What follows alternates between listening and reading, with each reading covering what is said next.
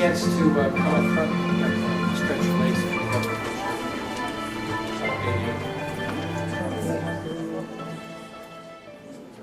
We're just about ready, so people take their seats, please.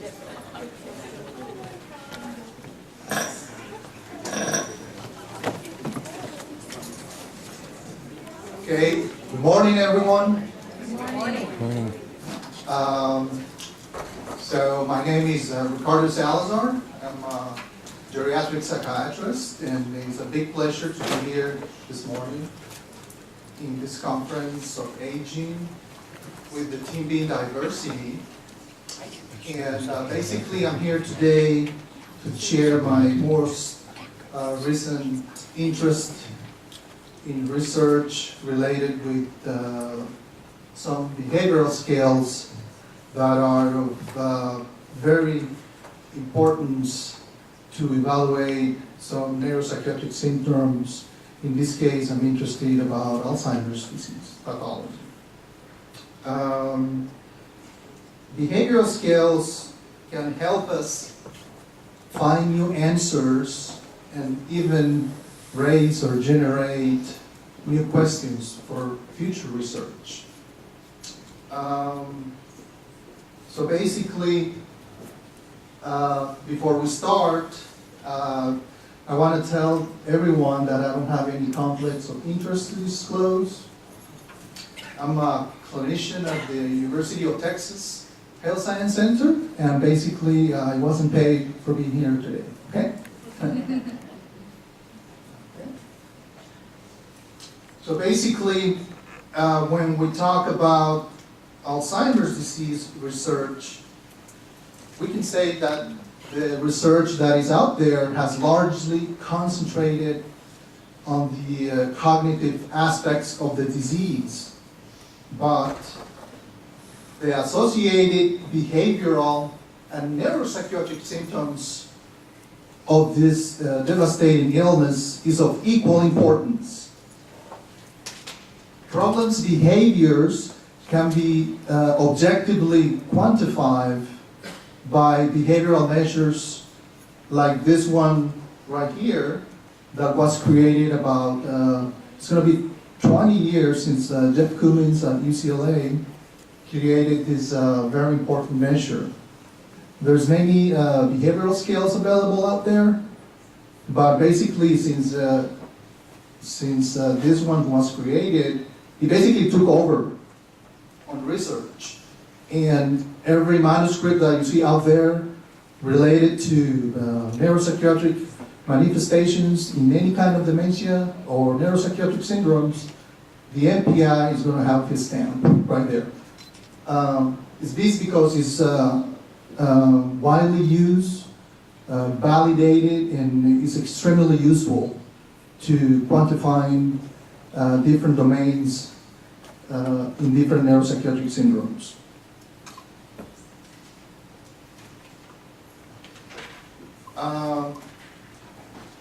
Neuropsychiatric symptoms are associated with serious consequence for patients, including accelerated cognitive and functional decline.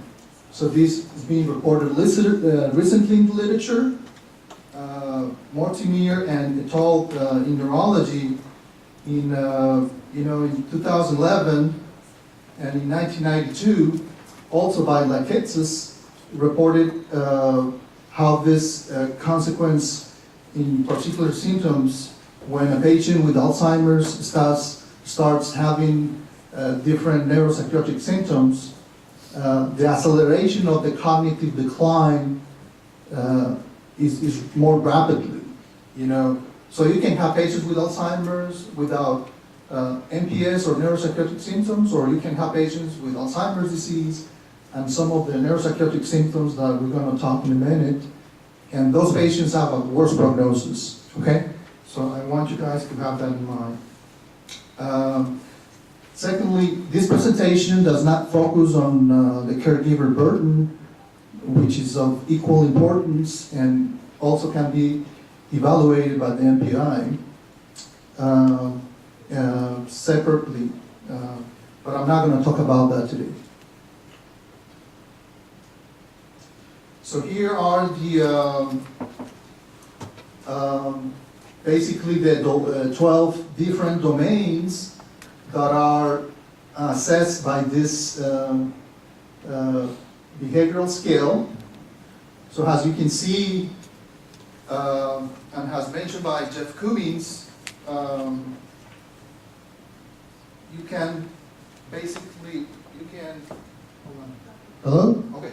So you basically can divide the 12 different domains in clusters. So if you can say that the first two, you can call them the psychotic cluster symptoms.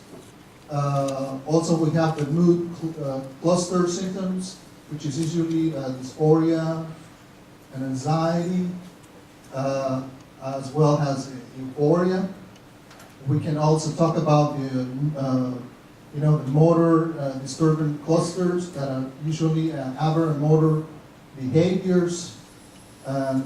Actually, there's others called inappropriate behaviors, which are basically changes in personality, which are usually patients that display apathy or patients that display as well disinhibition. And the other ones are related with late onset manifestations of Alzheimer's disease, when patients start having appetite and eating abnormalities as the disease progresses. Okay? So each of these symptoms has diagnostic, prognosis, and treatment implications, which I'm going to talk about further. Okay?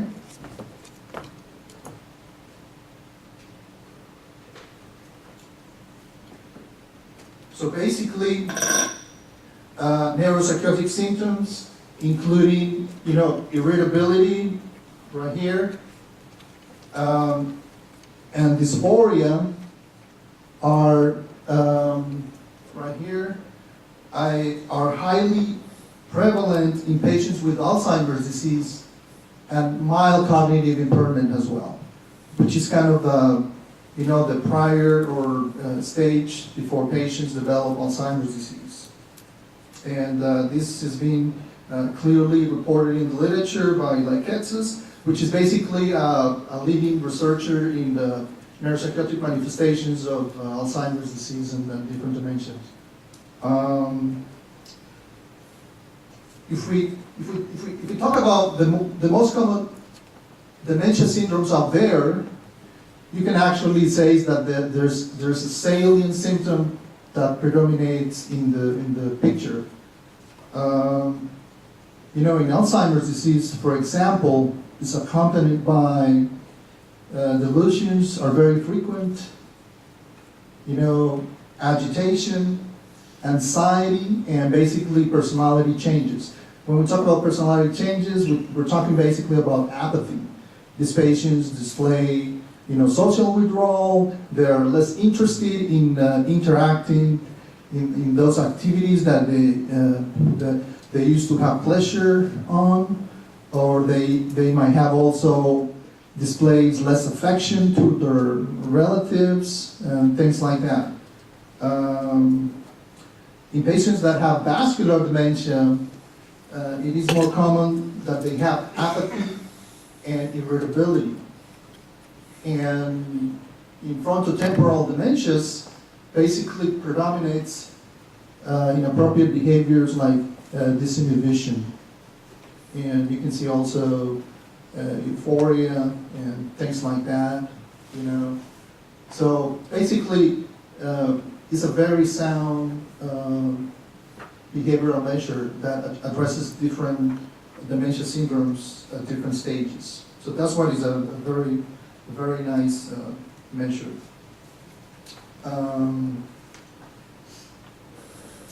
So this is what I was talking about, that what is mainly used. Also the content validity of the scale was actually developed by doing a very comprehensive review of the literature by these guys at UCLA with Jeff Cummings and colleagues, but they also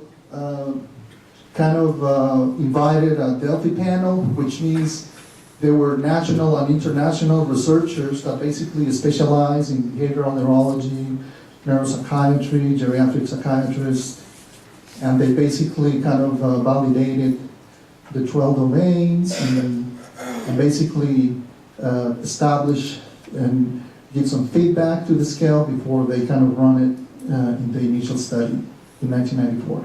So basically it has also content validity, like I mentioned, concurrent validity, basically when a rater and two different raters do it at the same time, it also is very reliable. And it also has different, importance in the characteristics of the neuropsychiatric manifestations of the condition. Also, this scale is also used in clinical trials when we want to establish how the patient has been sensitive to response to any pharmacological therapy, and that is also has been established. So the NPI is useful instrument in characterizing the psychopathology of dementia syndromes, investigating the neurobiology of brain disorders with neuropsychiatric manifestations, distinguishing basically among different dementia syndromes, like I mentioned before, and assessing the efficacy of treatment.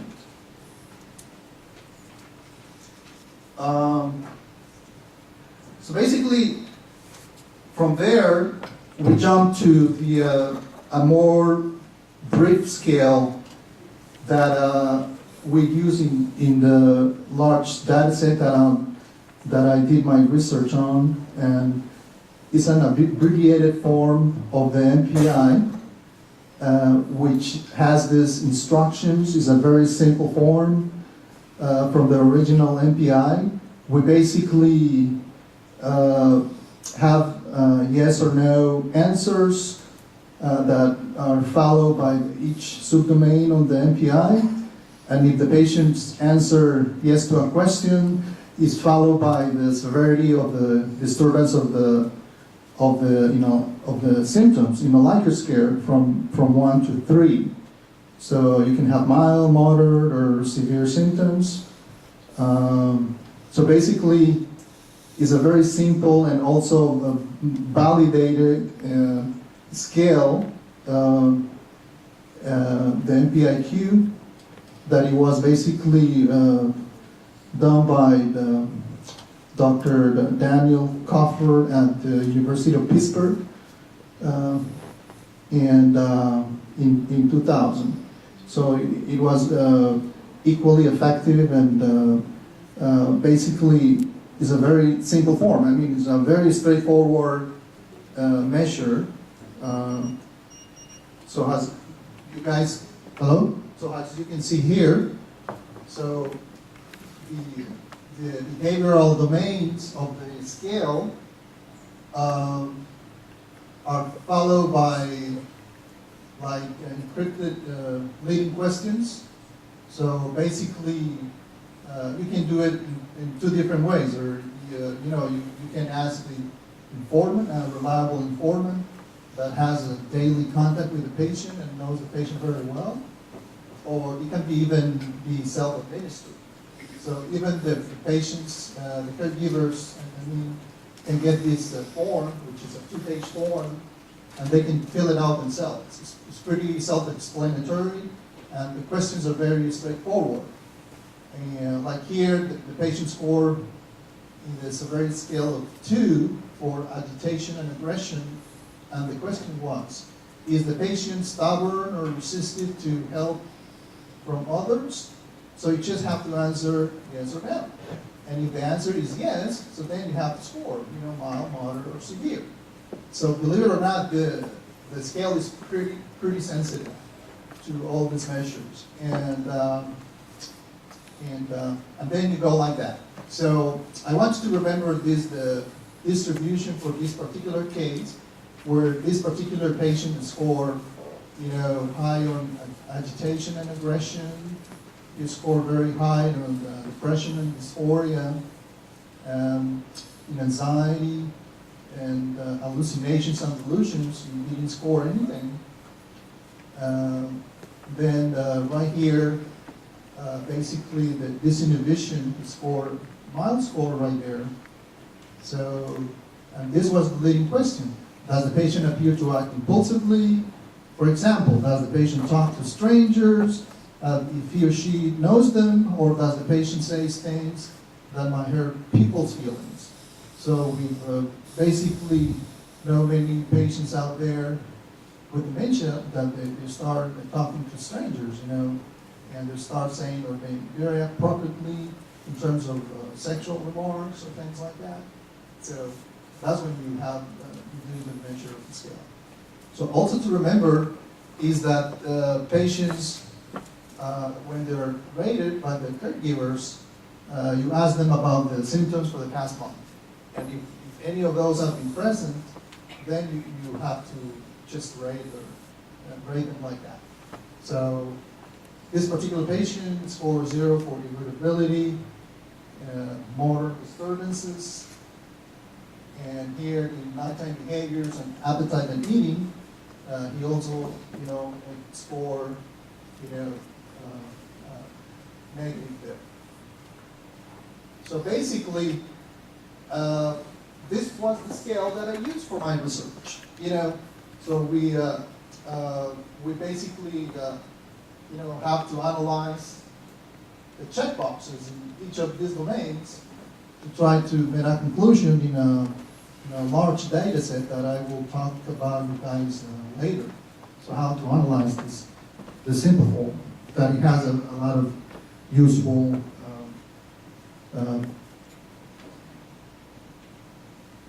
in kind of finding new research questions and raising new ways of future research.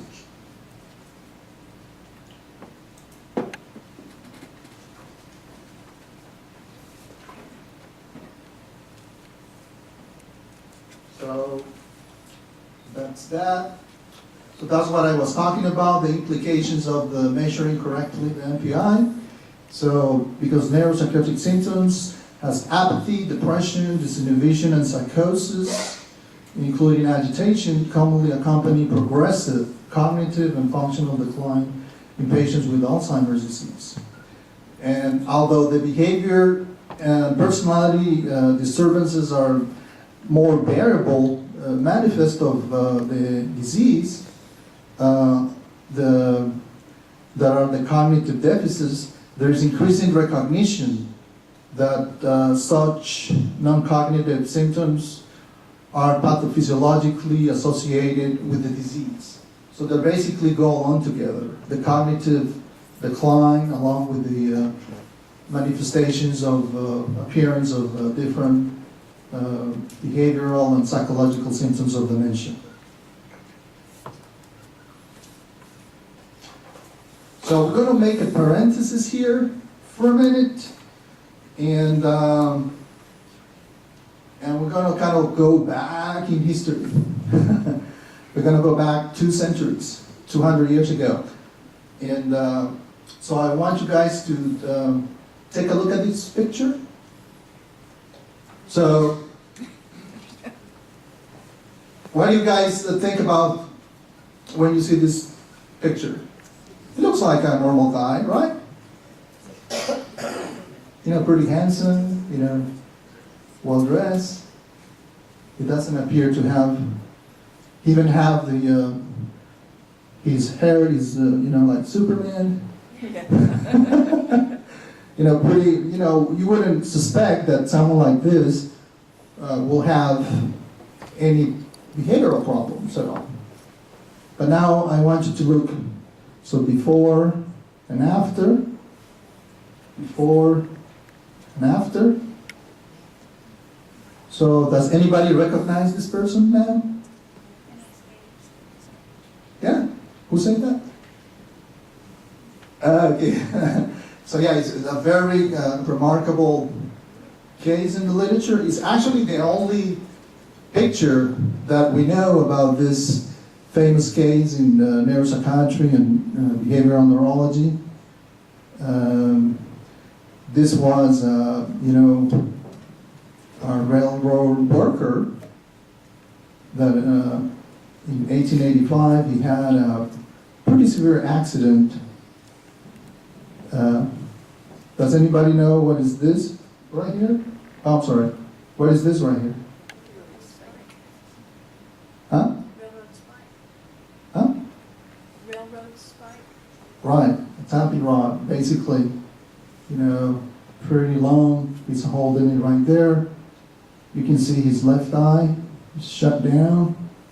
But the most remarkable is what happened to this worker, which is you know, while he was working on the railroad, you know, he was kind of drilling a hole, and he put gunpowder, and he left it unattended, and then he then went back and checked what was going on with his work, and he started pushing with his iron rod, and inadvertently it exploded. And so the iron rod actually, you know, penetrated completely his skull from right here, from left zygomatic, and went up and came out here.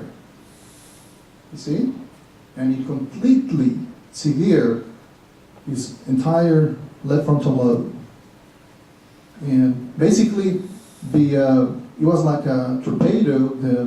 The iron rod just, you know, passed through his brain, and it landed like, you know, like 8 feet away from where he was, you know. So it's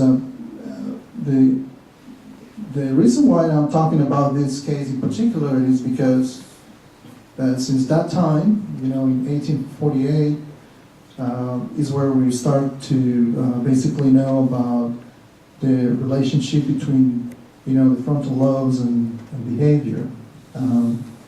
Much research has been done regarding the association of the, you know, frontal lobe and subcortical structures and their relationship with the different neuropsychiatric manifestations in different brain disorders. So basically, it has passed more than 2 centuries since we basically developed the first, you know, behavioral scale. So on those days, they basically used to learn from patients, like this famous case, but after him, there were several others that they were affected, and they were studied by different behavioral neurologists and neuropsychiatrists. So this particular photograph that I put into the that I display here is from this nice review, and making notation that is a month of diversity. I want to basically talk about this author, Alberto Garcia Molina. He's from Spain.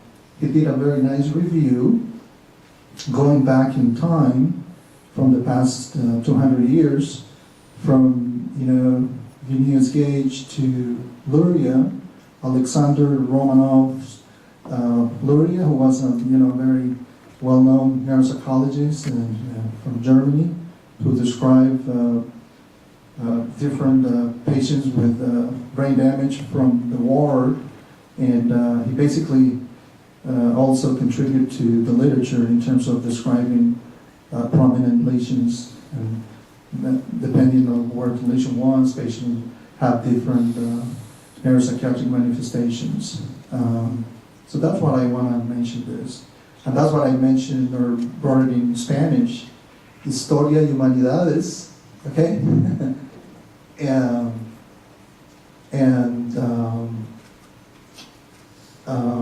So basically, this is the translation in English of this review. And this is basically the summary of the review, basically to determine that behavioral disorders and the prefrontal lesions are constantly associated to each other. And it seems to confirm the existence of our relationship between the two recent uh,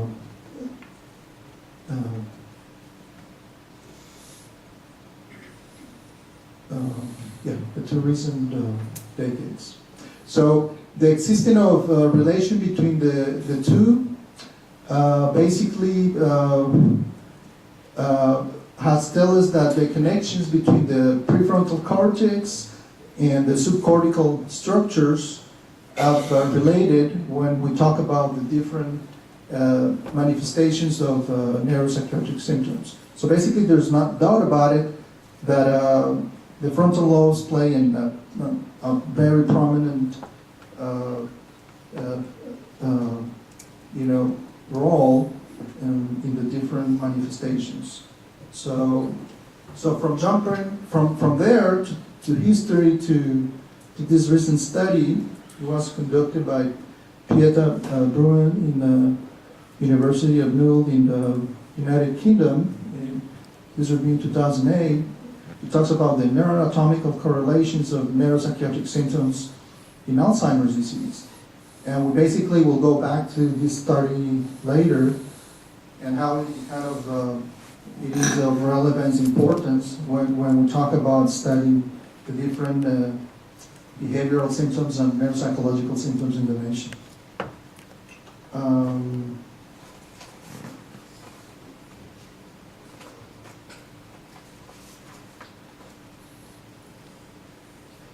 So also here with the modern neuroimaging techniques, we're able to determine the gray matter density and relationship with the neuropsychiatric symptoms. That's what this study talks about.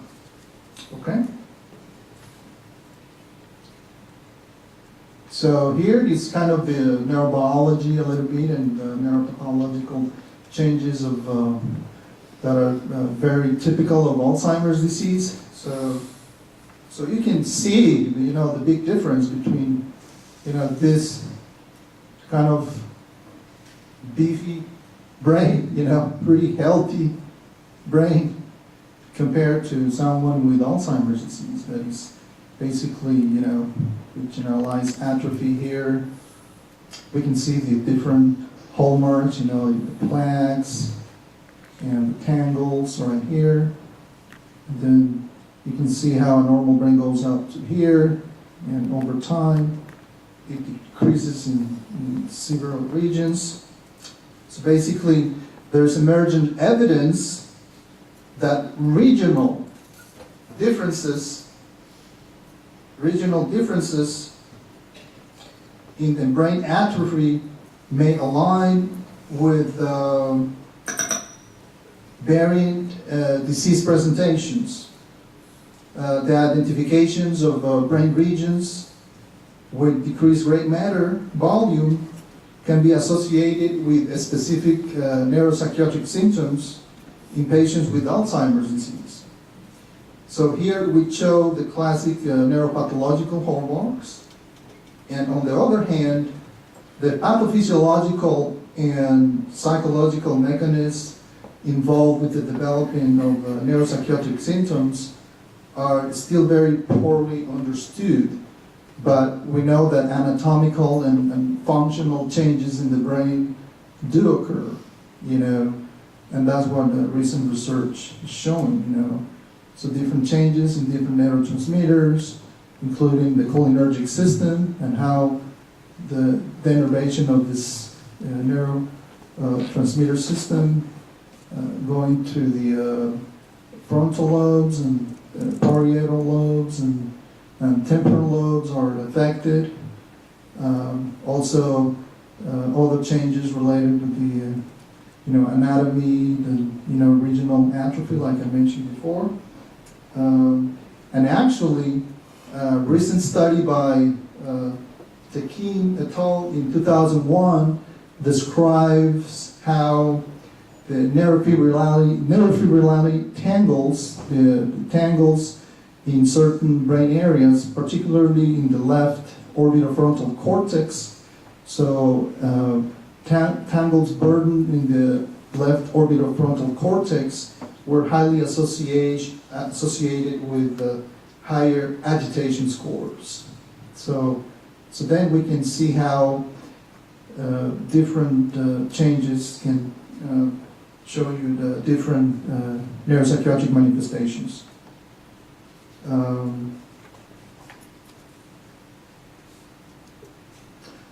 So moving forward, I kind of want to mention some key definitions in when we talk about Peterson's cognitive continuum. More recently, the Alzheimer's research is going backward. I mean, the paradigm has shifted from kind of diagnosing patients with Alzheimer's dementia to trying to go backwards, and concentrate on this, what we call the gray zone. The term mild cognitive impairment has been called differently by different authors, including, cognitive impaired, dementia, cognitive or age-related memory loss, but basically is a recognized neuropsychiatric syndrome that actually precedes the presentation of Alzheimer's disease. And almost 50% of the patients that present with mild cognitive impairment, they do, in a period of 5 years, they eventually develop Alzheimer's disease, particularly if that type of mild cognitive impairment is what we call the amnestic type, you see, having memory loss, Nowadays, the mild cognitive impairment has been divided in non-amnestic and amnestic MCI, and you can either have single domain, if it involves only the memory, or have multi-domains, if besides memory you have other impairments like attention, language, visuospatial skills, and executive function, of course. So here we want to talk about briefly about the Peterson criteria about MCI. So basically, the patient needs to have a memory complaint. Usually, it needs to be confirmed by an informant. And so as you see, this definition is kind of heterogeneous. It's okay. It has this, memory complaint, but it has to be confirmed by an informant, so you have to have that. So when I talk about normal general cognitive function, so you basically have to include general cognitive measure, and the one we most usually perform as clinicians is the mini mental status exam. So for patients to have MCI, they cannot have a score like less than 24 for say also the patient has to have normal activities of daily living. We are able to determine that by a clinical staging scale, which is called the CDR, clinical dementia rating, which basically assesses different domains related to personal care, home and hobbies, also assess, judgment, orientation and memory in different stages. And then you have to have neuropsychological testing in place. You have to have the memory impaired for age. It's usually defined by 1 to 1.5 standard deviation below the norm adjusted for age and education. So basically the patients need to have neuropsychological testing in order to be diagnosed with mild cognitive impairment. Okay? And of course the patient to meet criteria, he has to be not demented. So basically no significant alteration in the activities of daily living. All right? So that's important to remember. So then this is the other criteria by the National Institute of Neurological and Communicative Disorders and Stroke and Alzheimer's disease and related disorders from the Department of Health and Human Services. So just to a brief review of what we use in TARC to define probable Alzheimer's disease. So some key features about it. So as you know, the patient has to have progressive deterioration, no disturbance of consciousness. You have to have at least memory loss and problems with other domains. It could be apraxia, agnosia, aphasia, and of course executive function impairments. The hyperactivities of daily living we were talking about. Usually this helps with the diagnosis. And actually, if you look carefully at the criteria, other clinical features of the condition, we talk here a little bit about the behavioral disturbances of dementia that can kind of contribute to the diagnosis of Alzheimer's disease.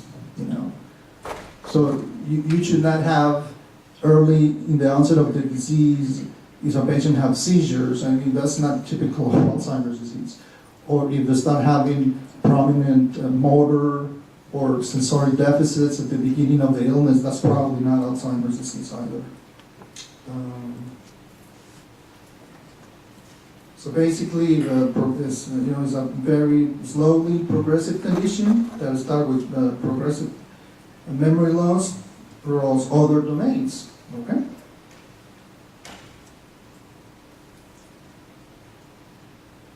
So right here, so these are the research questions that I'm going to try to answer today. What about the published data, regarding the neuropsychiatric features of MCI, and is any differences between Hispanics and non-Hispanic populations? So much is being reported about the MCI profile regarding the clinical, neuropsychological, and neuroimaging aspects of MCI. Even more recently, in 2000, by Parisi, he reported actually even the neuropathology of MCI. However, there is later published data regarding the neuropsychiatric features of MCI, and that's what we're going to concentrate on. Okay? So this is where TARC takes place. I had the big kind of opportunity to work under the guidance of Dr. Royal and have access to this huge data set. The Texas Alzheimer's Research and Care Consortium, which you can see the different, leading medical institutions in research around Texas.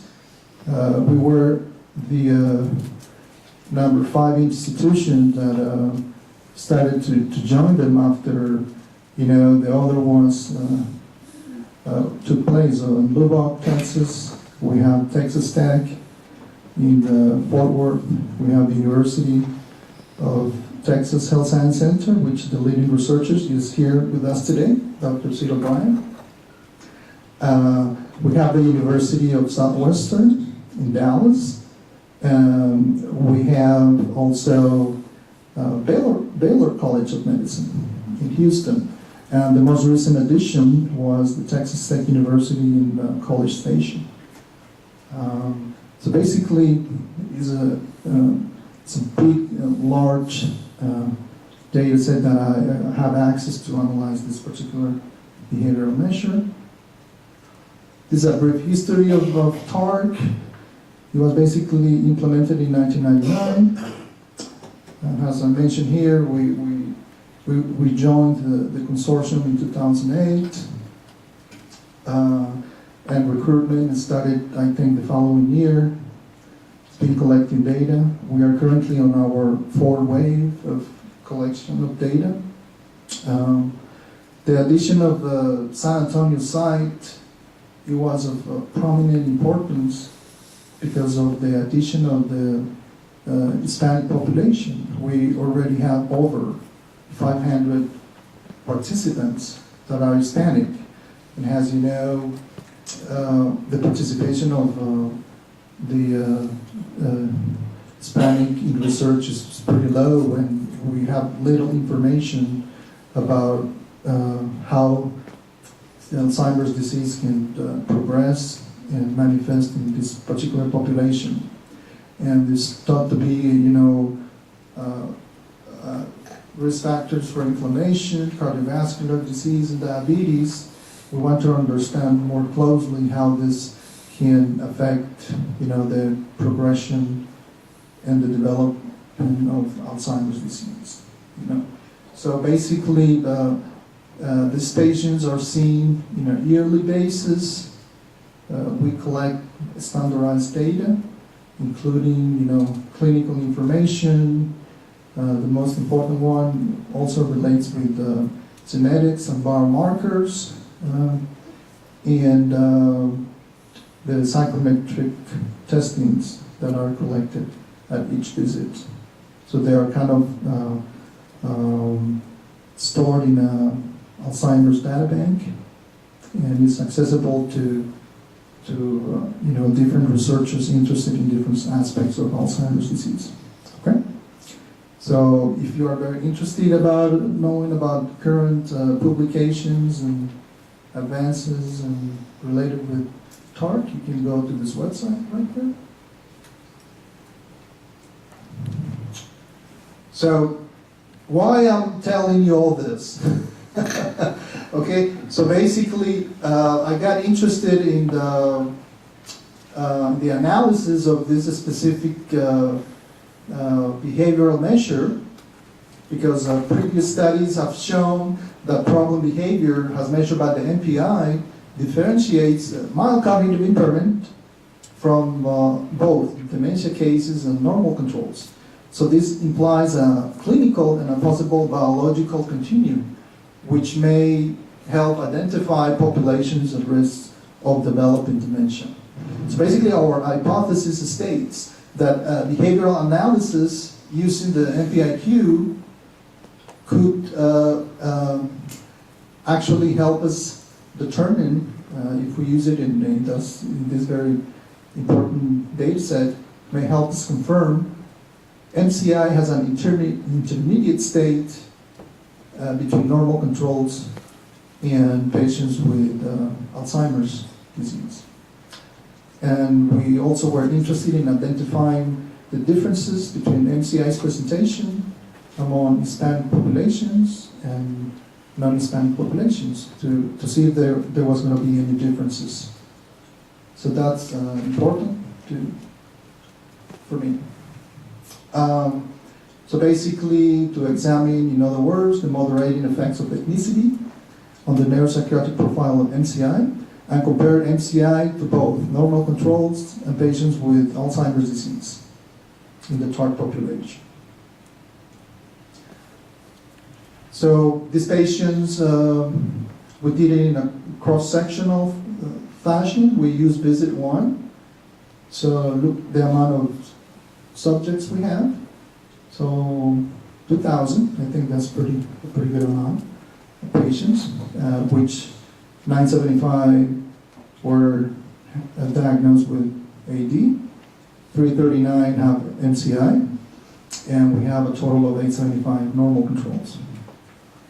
All these patients, the NPI-Q was administered, and the frequency of the NPI affected domains and NPI-Q total scores were compared across the 3 groups, while controlling for age, education, mini mental status exam, the clinical dementia rating scale, and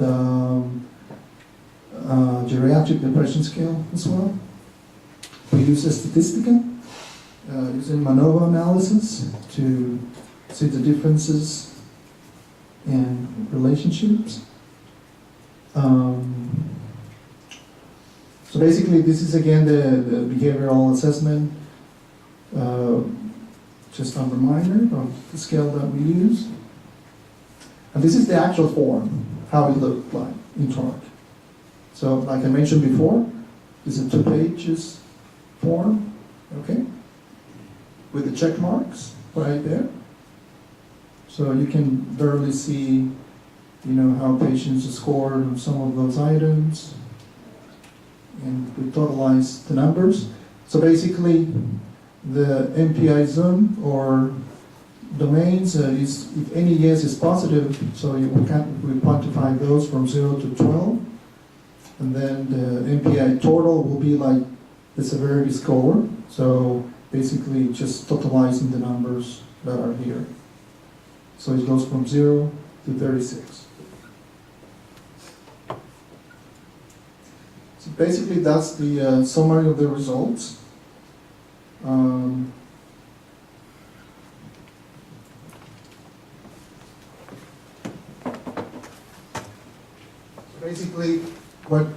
Basically what this is showing right here is after controlling for the variables of interest, you can see here like the main effect of the variables, which were all significant.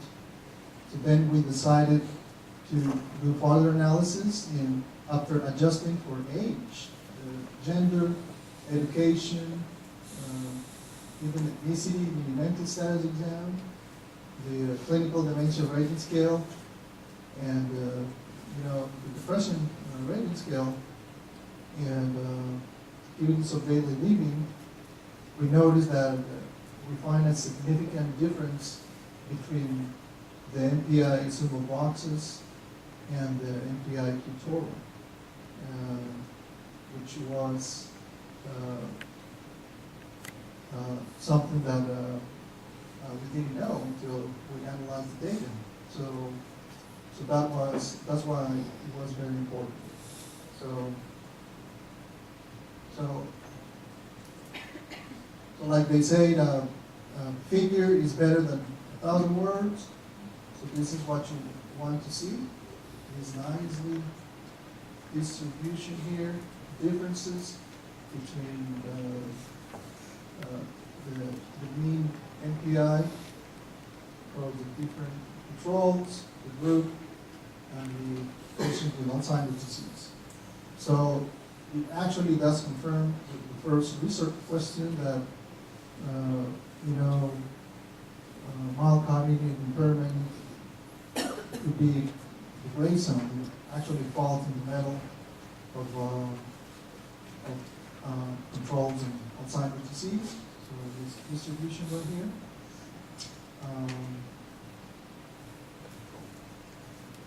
So both the NPI-Q total and NPI-Q domain subscores differ significantly across the 3 diagnostic groups. Interaction analysis stratified by ethnicity also shows significant differences on the frequency of the NPI-Q affected domains and the total NPI-Q subscores between Hispanics and non-Hispanic subjects. But here's the deal. So this difference when we stratify by ethnicity, the difference was only found among 80 cases only, but not among those with MCI or normal controls. So basically this raises a very interesting question in research of why this happened particularly. So why that is split right there when you analyze the different scores. So again, there were no significant cross-ethnic interactions by stage of disease, gender, clinical rating scale for dementia, and or even the patient with activities of daily living scores. So this is what we want to see. This is the difference between non-Hispanic whites and Hispanic population. Here there were no differences, but here's what we see, the significant difference in the number of NPI behavioral endorsed by the patients. So this is a mean number of endorsed NPI behaviors by diagnosis and ethnicity. So that's a significant finding as well. So basically, I want to show here that it's only one study out there that has been done with kind of the same objectives, by Jonas Vida et al., the Mayo Clinic, these researchers. And I kind of want to mention the study differences with similar findings. So basically, ours, you can see that we have a larger sample. We have 975, 80 cases. Here we're only 87. They have 54 MCIs. We have 339. And the normal controls were about the same. It's very interesting to know the diversity of our population in TARC. Usually we have there's a big sample of TARC where they're usually community well-being, rural elders. It's a population-based study. This is mainly located in Rochester, Minnesota, and it's a highly selected clinic-based population. Our population were older patients by group, but actually the results were pretty similar. Something that we didn't do and we plan to do in the future is these folks here, they basically analyzed the frequency of each domain of the NPI and kind of compared and tried to highlight like what specific manifestations, either aggression, irritability, or dysphoria, disinhibition, correlating with future development of Alzheimer's disease. That's something that we plan to do in the future as we go along with the longitudinal analysis. They basically found that patients with sleep disturbances and anxiety were more likely to develop Alzheimer's disease in the future. Basically, in terms of conclusions, neuropsychiatric symptoms occur frequently in MCI and Alzheimer's disease. Group differences on MPI remain after controlling for age, education, meaning mental status exam, CDR, GDS, and activities of daily living. We, again, with the study, concluded that this is a proven and reliable measure that indicates problem behaviors. The current analysis indicates that it may also be used to stage and monitor Alzheimer's disease progression.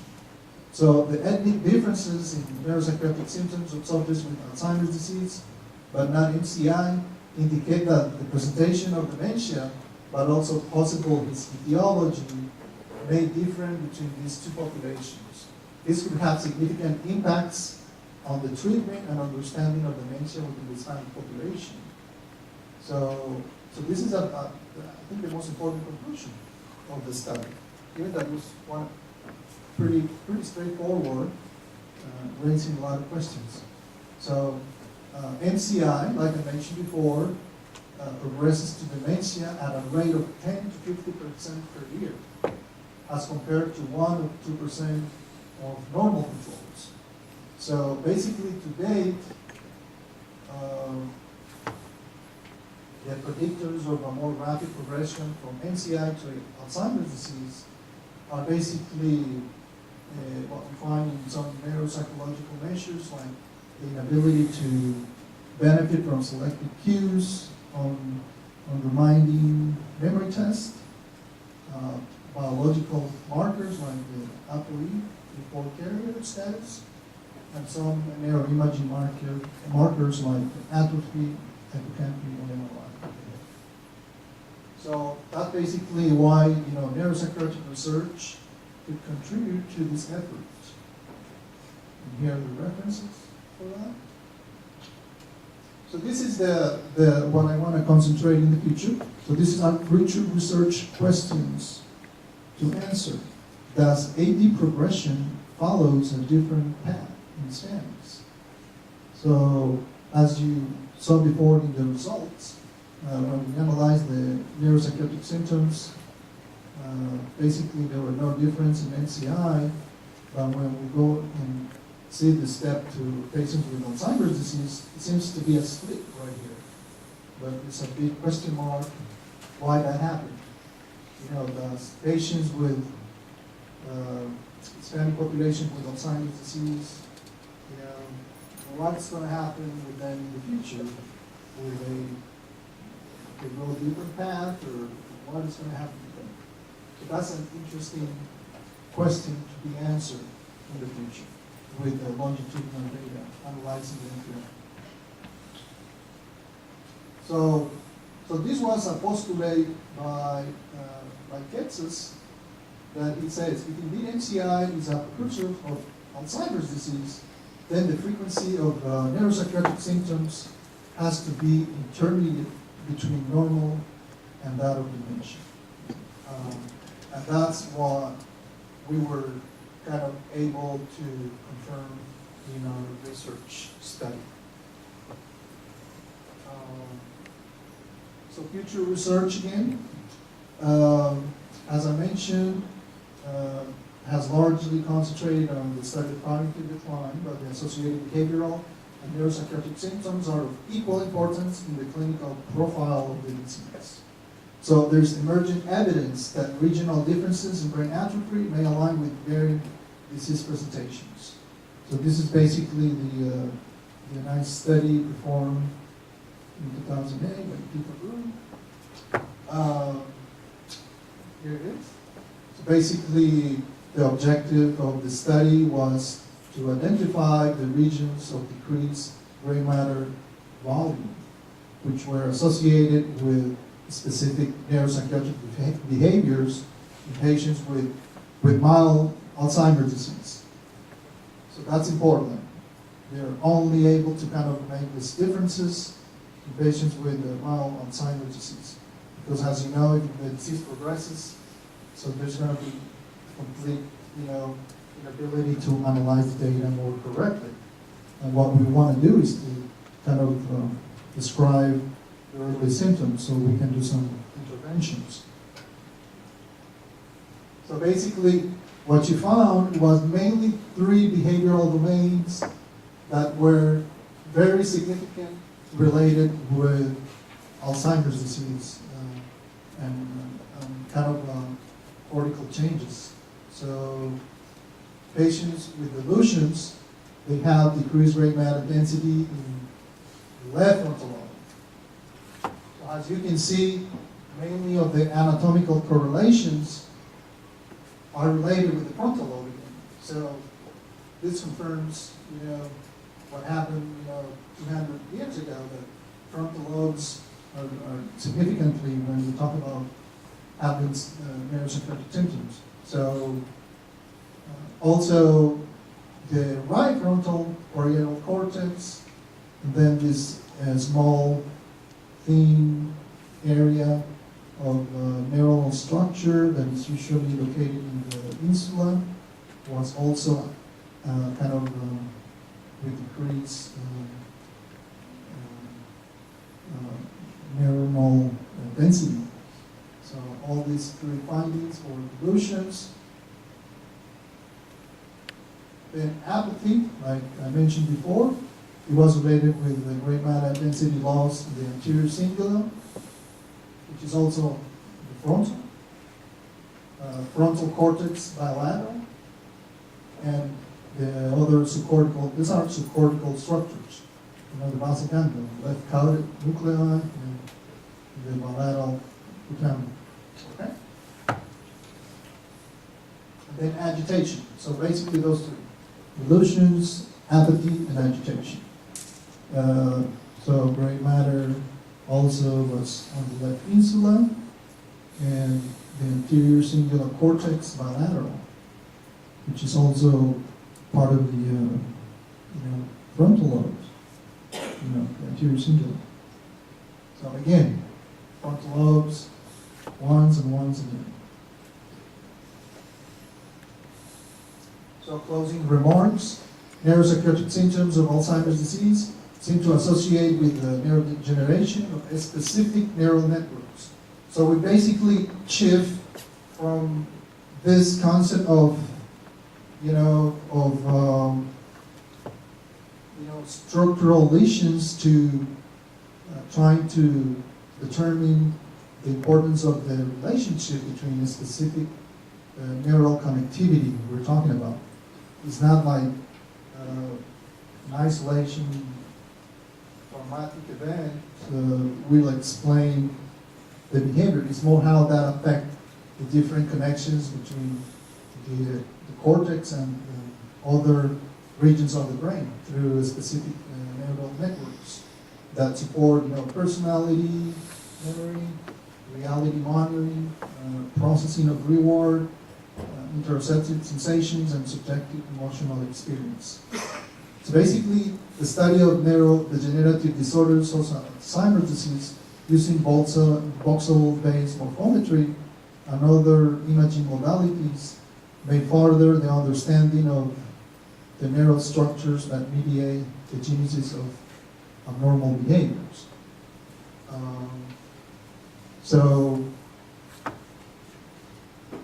These are some selected references. Mentioning here a study by John Vida, where we kind of get inspired to do our study. And that's basically to thank my resident, Walter Schuhan. He was a research elective month resident, PG12, and my mentor, Dr. Donor. So now I'm ready to answer any questions that you might have.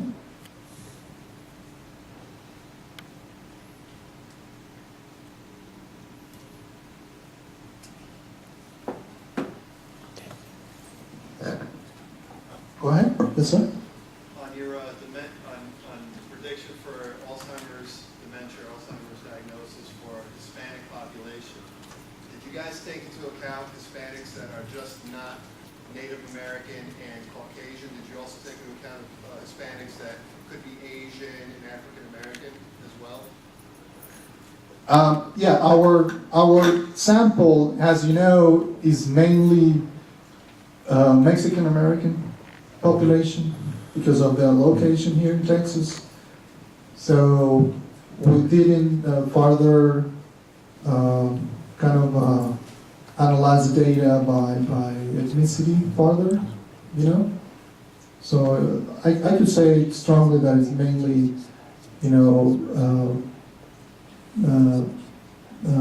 patients with a background of being Mexican American, their families, even if they were born here. Mm-hmm. Yeah. Okay, great, thanks. Thank you. Thank you. very much. Dr. Salazar, thank you so much for that. Appreciate it. Okay, ladies and gentlemen, we're going to take a 15-minute break. We'll resume in about 20 hours, so get up, stretch, use the restroom, grab some coffee, get the blood circulating for our next speaker, which is going to be Dr. Sid Bryant, who's in the building, and we'll resume shortly. Thank you.